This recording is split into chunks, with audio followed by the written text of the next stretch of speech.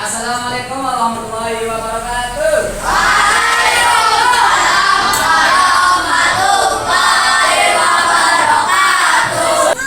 Sekarang coba kalian untuk membuka.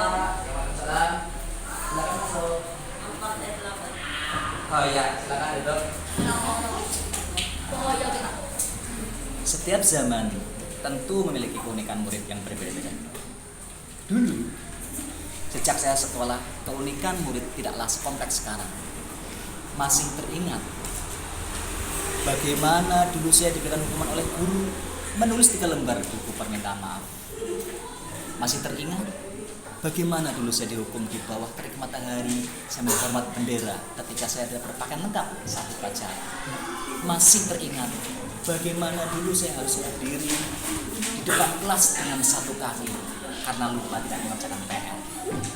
Lantas, apakah hukuman seperti itu masih relevan sampai saat ini? Ternyata hukuman yang diberikan kepada murid tidak bisa menguatkan dan bahkan meninggalkan luka. Ada juga yang menimbulkan masalah hukum apabila orang tua murid tidak terima. Untuk itulah tantangan bagi guru bagaimana mengelola perilaku murid di kelas. Saat keunikan yang terjadi muncul, maka perlu kita beralih dari penerapan disiplin otoriter yang berpusat pada pemberian hukuman menjadi metode lain yang lebih baik, konstruktif, dan berorientasi pada pembelajaran, yakni segitiga restitusi.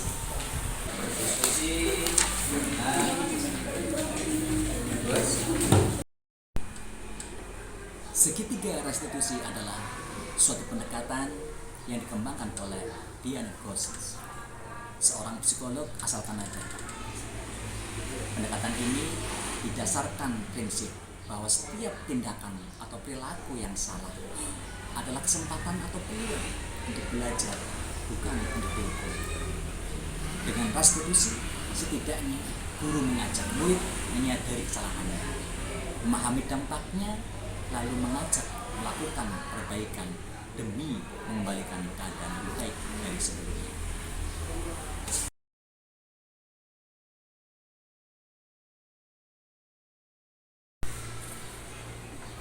Waalaikumsalam. Ya, silakan Mas Nanda.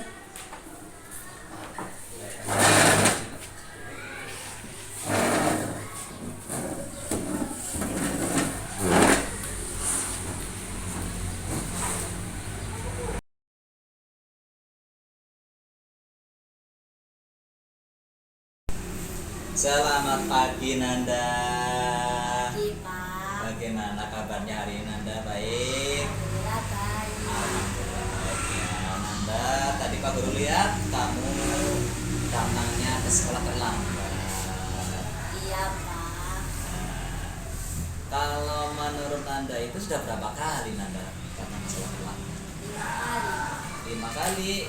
Oh iya, berarti menurut Nanda itu terlambat ke sekolah itu merupakan kesalahan atau bukan?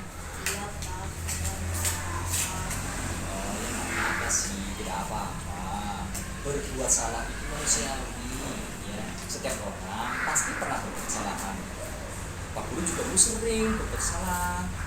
Hanya saja yang penting kita harus bisa belajar dari kesalahan dan berusaha untuk memperbaikinya. Bagaimana? Anda setuju? Setuju Pak.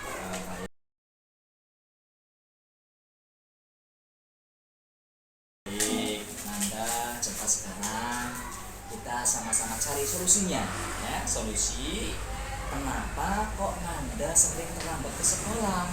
Apa sih penyebabnya?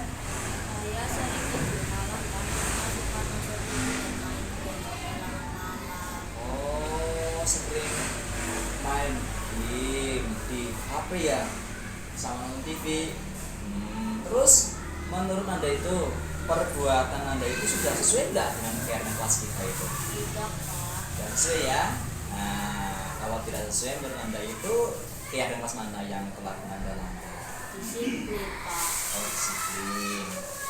Terus kalau menurut Anda itu disiplin penting apa tidak sih? Penting Pak karena saya akan tepat waktu dengan saya. Hebat kamu Nanda. hebat.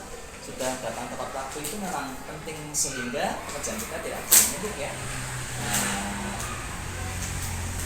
terus kalau kita terlambat itu jadi pekerjaan kan menumpuk ya. Makanya penting sekali kita tepat waktu, kita disiplin waktu. Saya menyesal terlambat, Nanda mohon maaf. Iya, tidak apa-apa ya Nanda.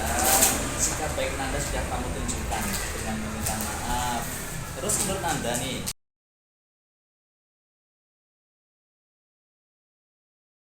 ini untuk Nanda ya, apa yang akan Nanda lakukan agar tidak terlambat lagi ke sekolah?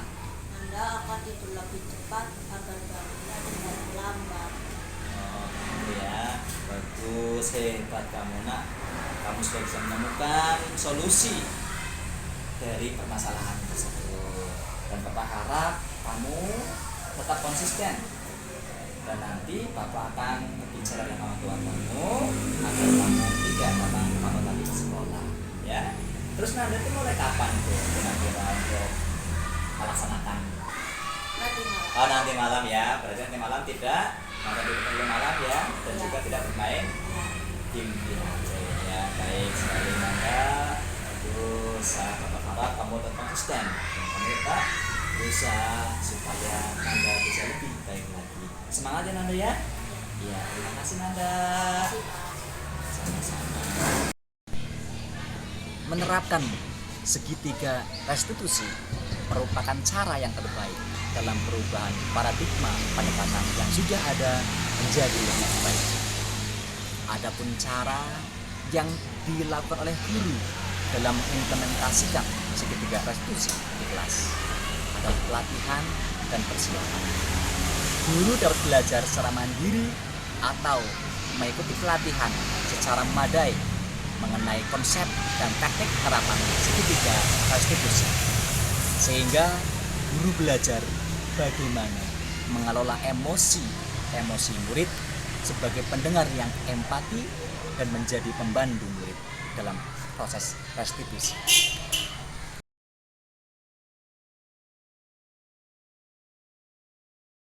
Selamat siang Naura. Selamat siang Pak Guru. Ada apa ya memanggil Naura? Oh, begini Naura. Pak Guru dengar Naura tadi merusak mainan Kia ya? Iya Pak Guru. Kalau menurut Naura merusak mainan teman salah apa enggak? Salah sih, tapi dia tidak mau meminjamkan mainan sama Naura. Naura kan jadi kesal Pak Guru. Oh gitu. Ya wajar sih kalau Naura kesal sama Kia.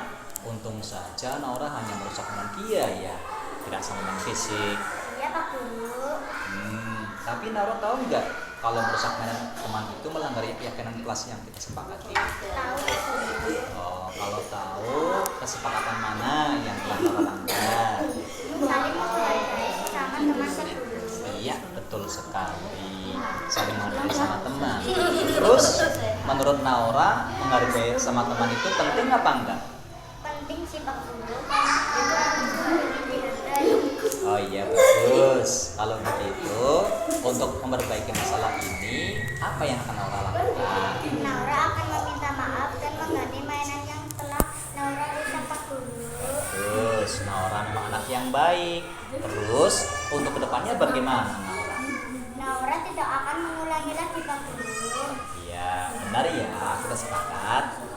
Terima kasih Naura. Iya Pak Guru. Demikian praktek baik, disiplin positif, penerapan segitiga restitusi. Mudah-mudahan bermanfaat bagi kita semuanya. Terima kasih. Assalamualaikum warahmatullahi wabarakatuh.